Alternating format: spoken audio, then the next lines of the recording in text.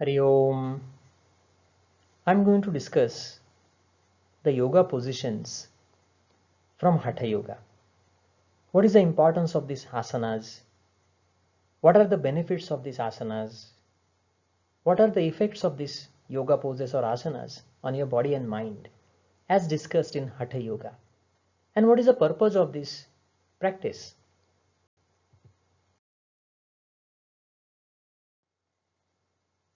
Asanas or yoga poses is actually the first step in yoga practice mentioned in Hatha Yoga. There are other steps after asanas such as pranayam or breathing, meditation or dhyan. But asanas is the first step. So when you say I am starting my yoga practice, the first thing that one should do as per Hatha Yoga is asanas. So what is this asana or asan, as is the Sanskrit word pronounced? What is this asan? Asan is a physical posture, a body posture which is steady and comfortable. Now this definition is very similar to the definition of asan in Ashtanga Yoga as well. Now apparently this word steady and comfortable just look simple. Oh, I just maintain physical body without any movements and then I make it comfortable. Okay, that's a fair understanding of the yoga pose. But if you look more deeply into these two words, what these two words tell us. The first word, steadiness. How hard it is for us to be steady in any pose. Say for example, I am doing Bhujangasana or Cobra pose. When I maintain the steadiness, after a few seconds, my body starts getting little shaky, my muscles get fatigued, my joints are not very comfortable. And then if I still push myself to maintain this, then my heart rate goes up, my breathing becomes fast, my nervous system is slowly losing control. So I really can't hold that pose. So I start shaking vigorously. So just to maintain a posture steadily, every system in your body is playing a role. It's just not muscles, but heart, because the blood needs to be supplied to the muscles. The joints, they need to get a lot of oxygen. The muscles need oxygen. The muscles need glucose. So oxygen, respiratory system is involved. Glucose, your liver is involved. Your digestive organs are involved. Your brain, your nervous system has to control the tone of the muscles and maintain the movement of the joint steadily. So the brain is involved. The hormones are involved. So just the word steadiness is telling us that to be able to maintain a yoga pose or any pose in a steady manner, every system in my body is involved. So if I regularly practice yoga pose and try and keep it steady, slowly, I am going to strengthen every system in my body. And the word comfort, what does it tell me? Whenever I say the word comfort, my mind comes into picture.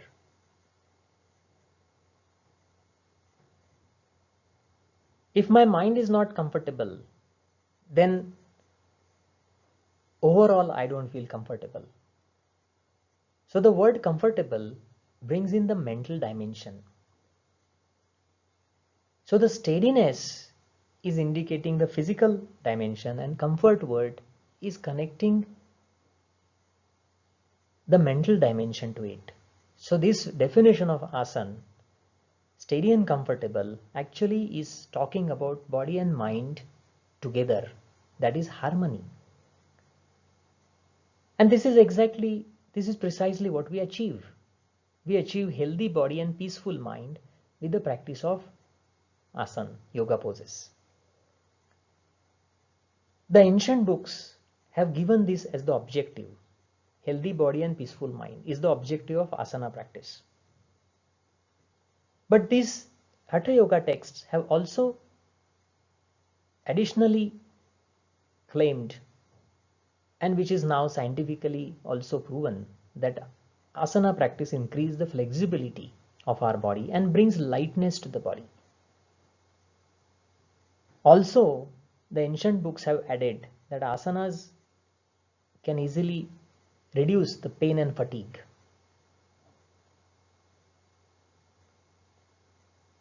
There are total 8.4 million asanas.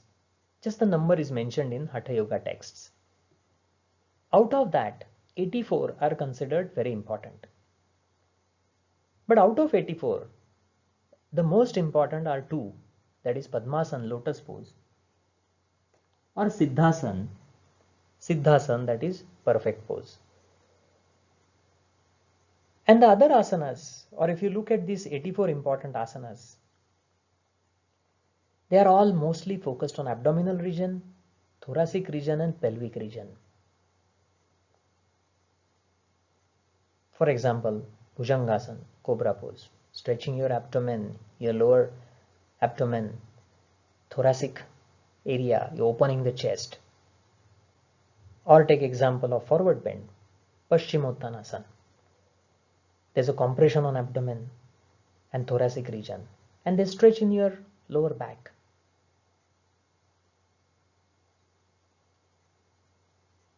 So various asanas are focused in these areas where there are vital organs, where there are different glands, different nerves.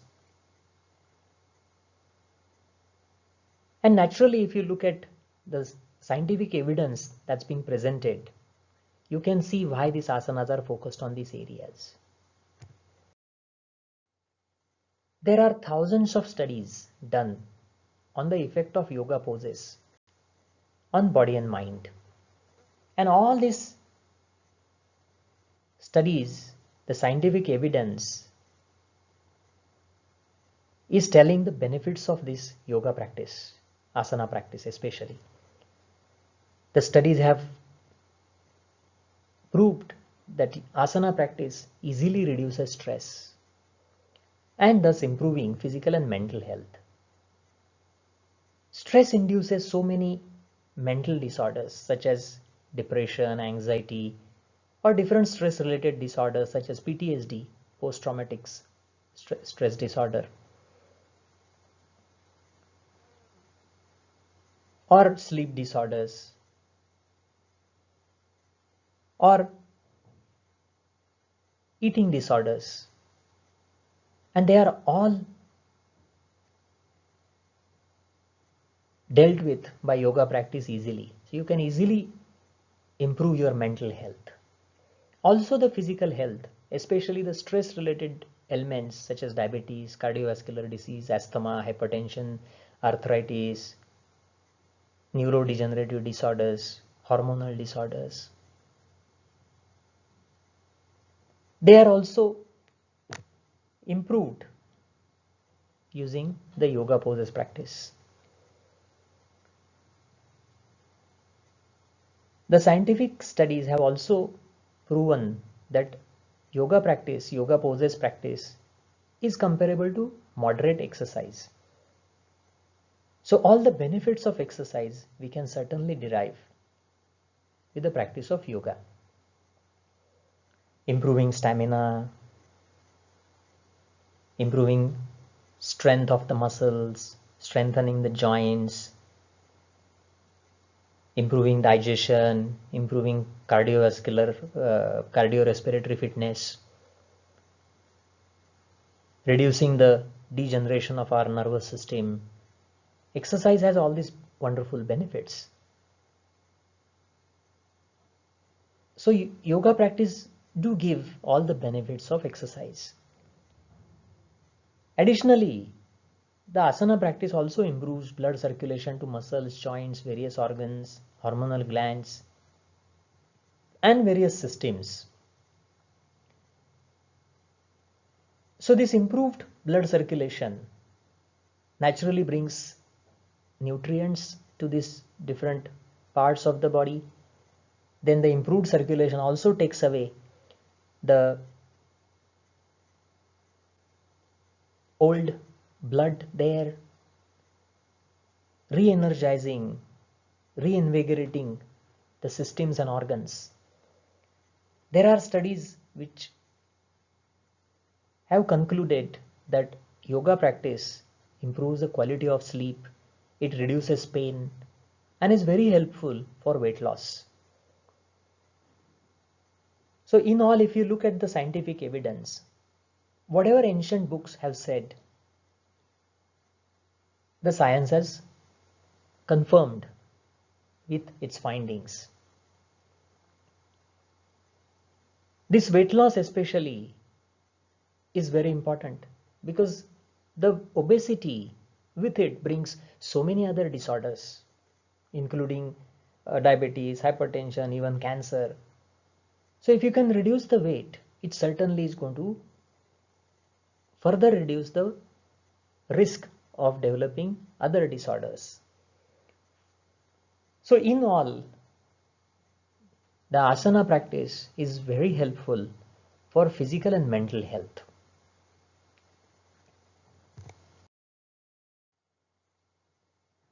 Now if you look at how the asana practice is to be done, how it should be done.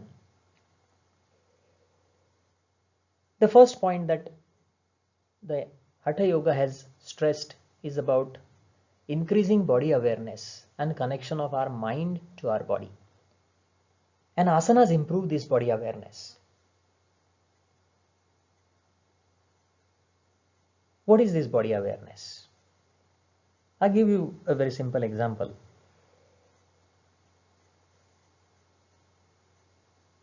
I am picking up a heavy bag today, heavy weight today. I'm fine today, but tomorrow morning I develop a backache.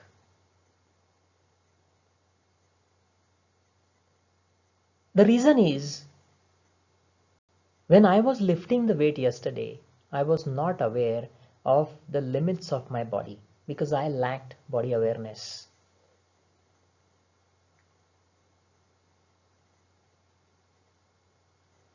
Because my body and my mind are not connected well together. What I mean by that, I'll explain it.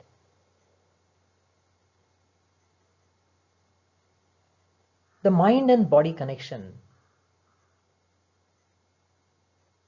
is very important in yoga. When my body says I need sleep, my mind is craving for a movie. Say, oh, I need to watch this movie, I like it. But my body is tired, my body is sleepy. But my mind doesn't care. It pushes the body, say, no, let's watch this movie. And this is where the disconnect starts. Next day, you have to get up and you have to go for your work. And before that, you need to go for exercise. So the mind says to the body, hey, you need to get up, and you need to do exercise. And after that, you need to go for work. The body says, forget it, I want to sleep longer. Mind says, no, get up. Body says, no, I'm not going to listen to you because last night you did not listen to me. And this is exactly how the disconnect is there between my body and my mind. Even when I'm practicing a yoga pose, you can easily see the disconnect. The mind says, oh, I need to be flexible like my teacher. But the body says, oh, but I have limitations. The teacher is being doing it for many years. And probably he's flexible, probably genetically he's like that. Mind doesn't accept it. Mind says, no, no, no, no, I am spending time and money on yoga class. It tells the body, you must become flexible. Well, look at the disconnect. And then mind says, push to the body because I want to see good posture. Body says, I'm struggling, I'm uncomfortable. Mind says, I don't care. Push it. Maybe you push a little bit. Maybe the body has to listen. But what happens next day? Mind says, hey, come on, get up. We need to go to the class. Body says, I have pain. I cannot get up. Mind says, I don't like it. Body says, yes, you're right. Because yesterday what you did, I also didn't like it. Apart from the fun part of this body-mind discussion I presented, there is a great amount of disconnection between our body and mind. And it is obvious in our eating habits as well. When I am full, someone offers me a chocolate cake. Now the body says, you're full, don't eat. Mind says, no, it's so delicious, let me test it. There's a disconnect. There is disconnect in every aspect. It's just not eating, it's exercising also. It's about sleep also. In the office, I'm working hard. The body says, now your neck is getting stiff. Now stop it, take a break. The mind says, no way, I have to finish this by end of this evening. The body says, look, it's too much stressful. Mind says, I'm not going to listen to you. You must sit and do it. Well, I develop neck pain. When I develop neck pain, that is my body reacting. And then the mind doesn't like it, but then the body doesn't care. Because when body was demanding, when body was asking, the mind did not care.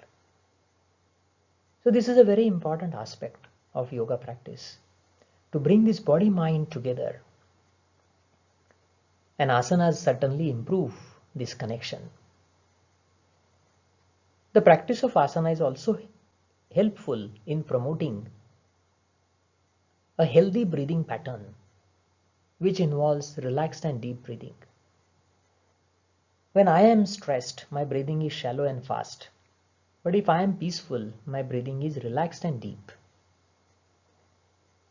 When I breathe shallow and fast, I am not using my abdominal muscle, that is the diaphragm, the muscle of respiration. I am mostly breathing through chest, and that also I am hunching, slouching with my shoulders in front and down.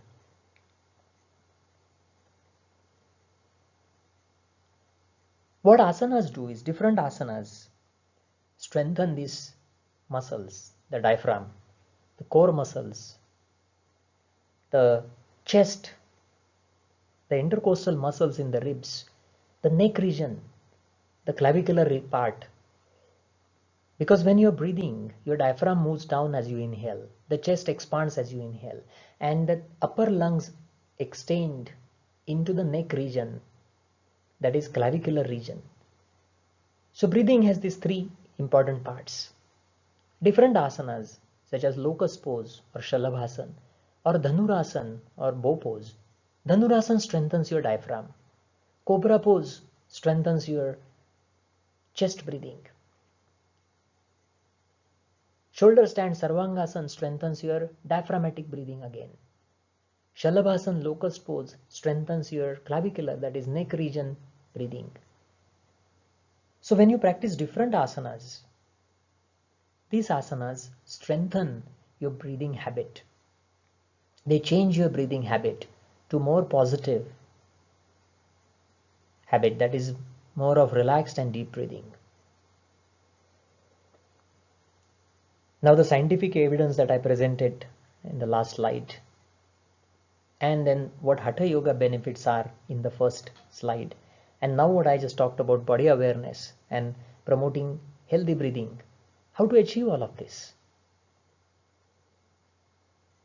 Because if I do the asana wrongly, if I do the yoga pose wrongly, I'm going to injure myself.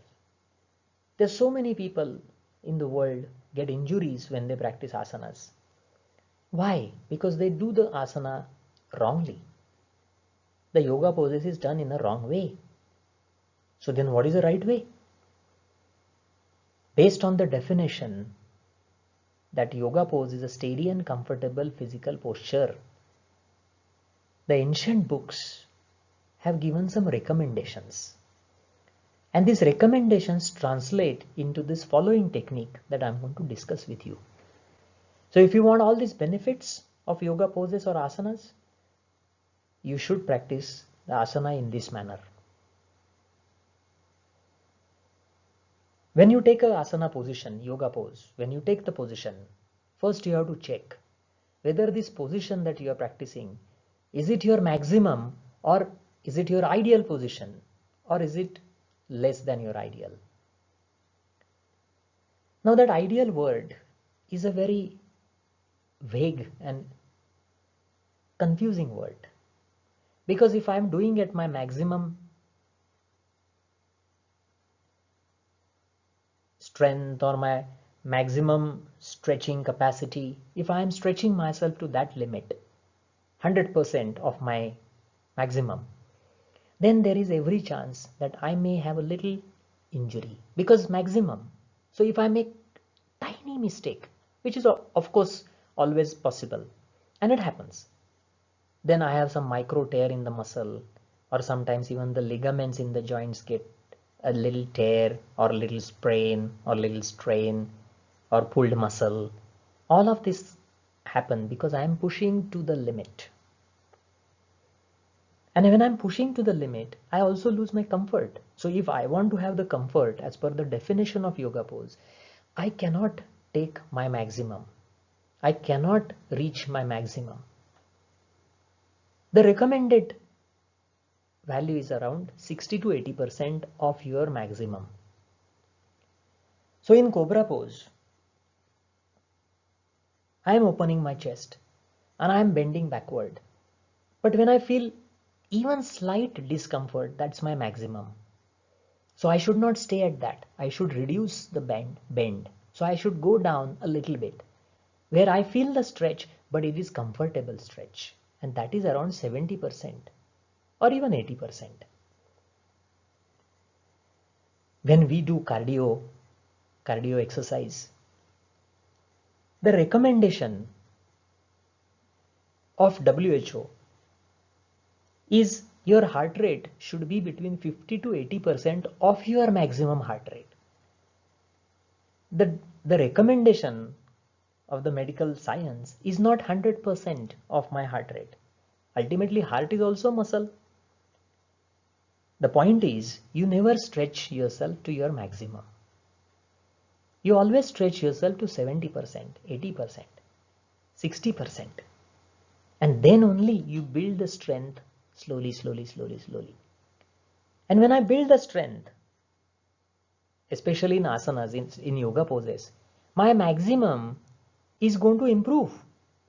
If I can bend today up to, say, 70 degrees, then probably after regular practice, I can improve that to 80 degrees. So I will bend bit more after 1 month, but I can only do that if I am reaching 60 to 80% of my max. Because if I reach at 100%, either I'll get injury, or what happens in the body is the body triggers a reflex. When I am at my maximum, the brain is worried that you're going to cause injury. So the brain sends signals to contract the muscles and joints. It's called myotatic stretch reflex or knee jerk reflex. So what happens is, over a period of time, instead of becoming flexible, because of this stretch reflex, which is like contracting the muscle, I lose my flexibility. So if I push to the maximum, I will lose my flexibility. So this is an important point for every yoga practitioner to keep in the mind. And the word comfort in the definition of asana, steady and comfortable pose, this word comfort can only come if you are stretching within your maximum limit, within, much below that. So first make sure that your posture is about 60 to 80% of your maximum. Second point is you make the correct alignment of bones, joints and muscles. Wrong alignment can overstress your joint, can cause excessive stress to your muscle. Sometimes it can also affect the bones. Say for example, I am doing half spinal twist, Ardha Matsyendrasana, where I sit with both buttocks on the ground and then I twist. Now the correct alignment of half spinal twist is both the buttocks should be on the ground. Sometimes when we try and twist, one buttock is slightly lifted off the mat. Now when the one buttock is going to be lifted, visualize your back from behind. There is a bend instead of just a twist. Your spine, there is a bend in the lower back areas. So it's not a correct twist because there is a bend involved, and that will be unevenly putting pressure on different vertebrae and the muscles there, which may not be very good for the body, and then you may not get all the benefits of it. Similarly, the shoulders, one shoulder is slightly higher than the other shoulder, then the same bend will be there in your upper back region. To avoid that, make sure your both shoulders are parallel to the ground, both buttocks are on the ground, and then you twist, then you get maximum benefits. So this correct alignment of bones, joints and muscles is important for getting maximum benefits of this asana, reducing the injury of this asana, from this asana, and then improving your posture in a better way. Then the third point that is important in this asana practice is you become aware of the body posture.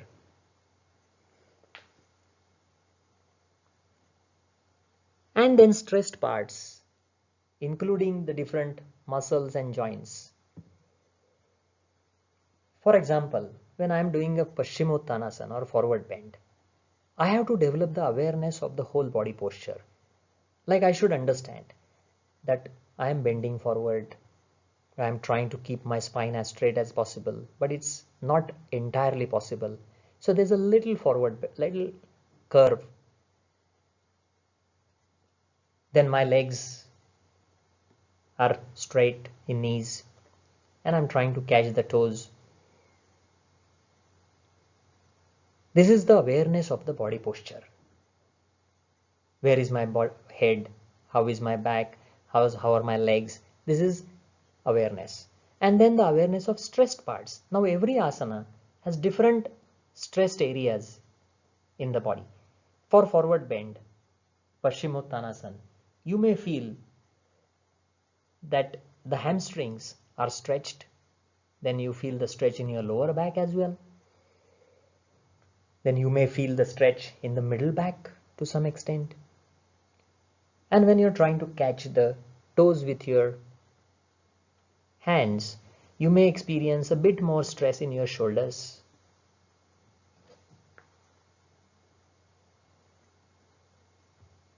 So this is the third step. First is 70% of the ideal posture or maximum posture, then correct alignment, and third is awareness of body parts and especially stressed areas. Once you complete these three postures, your body is steady and comfortable. This awareness of stressed areas is important because the more awareness you have, the less chance that you will stress yourself beyond your limits. There is less chance that you will get injury. And this is where your mind is connecting to your body. What is awareness? Awareness can only be developed through mind. So when you say I am aware of my body, it means your mind is connecting to your body. So this is where the critical idea of yoga practice, that is connection of body mind, it starts here in this step. And then the next is awareness of the breath.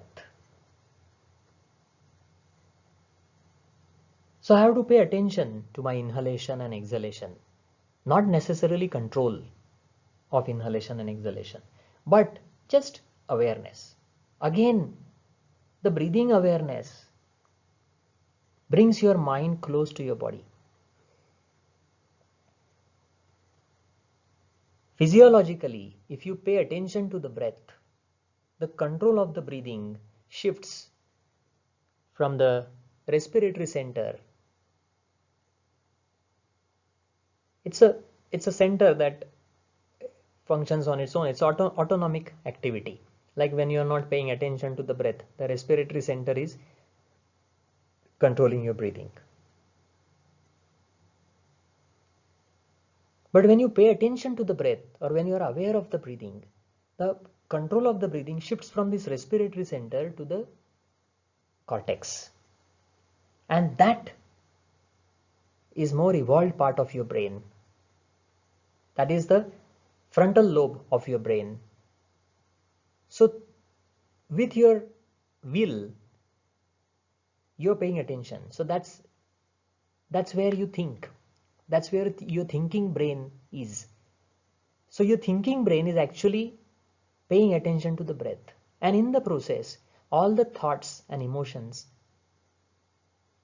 are bypassed. Like your brain cannot think because it's paying attention to the breath. Your brain can't experience any emotions because it is paying attention to the breath. And this is where you start experiencing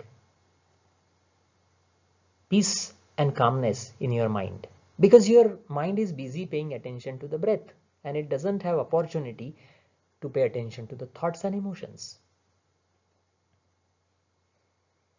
So this further develops a connection between body and mind, and that connection is positive because there is no negative emotion, no negative thought, no negative memory, no negative feeling. And then the last step is when you are so focused on your body, when your mind and body are together and at peace, you start relaxing all the different stressed parts of your body. And that is an active intervention by your mind to different body parts. And this is how you develop steady and comfortable posture. And if you practice asana or yoga pose in this way, you are certainly going to have all the benefits of yoga practice. Now, if you look at how the asanas can be classified, there are different ways you can classify the asanas. One way, easy way of classifying asanas is classify the asanas as per the position. Say for example, the cobra pose, you start from the prone position. So first classification is prone position asanas. Then shoulder stand or sarvangasana, you do it, or shavasana, you do it from supine position. So supine position asanas, another category. Third category is sitting position asanas, forward bend, half spinal twist, Paschimottanasana, Ardha Matsyendrasana. You start from your sitting position. So sitting position asanas, third category. And fourth category, standing position asanas. Warrior pose, Virasana, triangle pose, Trikonasana, Garudasana, eagle pose. Standing position is another category. But there is second way of classifying the asanas. What is the main posture? And what is the main purpose of that posture? For example, Paschimottanasana, what is it? It's a forward bend. Then what is Dhanurasana, bow pose? It's a back bend. Ardha Chandrasana, half moon pose, or Tiryak Tadasana, bent palm tree pose. They are side bends. So you're bending to the side, left and right. So forward bends, back bends, side bends. These are the categories. Then the next category is twist. Ardha Matsyendrasana, half spinal twist. Parivarta Trikonasana, inverted triangle or twisted triangle pose. In standing position, you do the twist. Then headstand, Shirshasana or Sarvangasana, they are inversions, upside down, where the head goes down. In twists, the whole spine is twisting. Forward bend, the spine is bending forward. Back bend, the spine is bending backward. Side bend, the spine is bending to the side. Inversion, the head down, the hips up. Again, the spine is upside down. Then balancing positions. When you are sitting, it's a stable position. When you are lying down, that's very easy position. There's no need of maintaining balance. Prone position also, no need of maintaining balance. But standing position needs a little bit balance. But you can make it more challenging for the body. Say for example, standing on one leg, tree pose, Vrikshasana. That's challenging. That can be called as balancing pose. Headstand is also a balancing pose because you have to balance the whole body on your head. Or crow pose, Merudandasana, you balance yourself on your hands, on your arms, arm balances. So this category is about balancing asanas which stress your nervous system to its limits. Inversions, on the other hand, are very strong for your heart because the heart has to pump the blood against the gravity. Also, the inversions are very helpful for draining the blood from impure blood from your legs and your internal organs back to the heart. And then the heart pumps the fresh blood to these organs. Twists are very good, very powerful to improve the health of your spine. The back muscles, different back muscles. If you keep doing twists every day, you will never have backache. The side bends, forward bends, back bends, they strengthen the core muscles. They strengthen the muscles in your back. They also strengthen the muscles in your chest. Then stretches. Stretches are generally like tree pose, the whole body stretch. Or in triangle pose, one side of your body is stretched. So these stretches are also good for your muscles to restore its normal tone. Say for example, when you get up in the morning, when you're just getting up from the bed, you want to stretch your body. Because in the sleep, your muscles lose the non-natural tone. You want to restore that natural tone. So you stretch and then your muscles come back to normal tone. Then there are some asanas, relaxation asanas, like Shavasana, which allow you to relax the whole body. And because the body is so relaxed, you can relax the mind in practice of these asanas. See, when my mind is stressed, my muscles are tense. So if I do the opposite, if I relax my muscles, can I relax my mind? And the answer is yes. So these relaxation asanas, such as Shavasana or Makarasana, that is crocodile pose or corpse pose, they're very important in yoga practice. And the last category is the most important of all of these categories, that is meditative asanas, such as lotus pose or Padmasana, Siddhasana or perfect pose, Vajrasana or thunderbolt pose. What are these positions? And why are they so important? In fact, these asanas, if you can maintain for 3 hours, that's considered the mastery of asanas. If one can perform Vajrasana or Padmasana for 3 hours or Siddhasana for 3 hours, it's considered mastery. Why are they so important? Because they prepare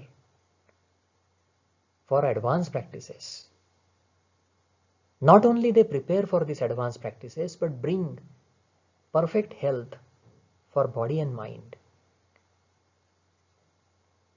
In meditative asanas, there are some important aspects that we need to remember. First, the legs are always crossed. The legs are always bent in knees. Why? When you bend the knees and the legs are closed, the blood flow to the legs is reduced, and that blood is available in your pelvic region. In pelvic region, there are so many important nerves. And these nerves are stimulated, especially the parasympathetic nerves. When they are stimulated, they bring more relaxation. In the pelvic region, there are reproductive organs as well. And the health of reproductive organs is very important in yoga. Because if the reproductive organs are healthy, overall your body is healthy. That's what the science has found out. So these asanas, meditative asanas, are very helpful for this pelvic region, making more blood available, improving the circulation there. Also, the spine is all upright in these meditative asanas, which again is very good to restore the normal tone of all the internal organs.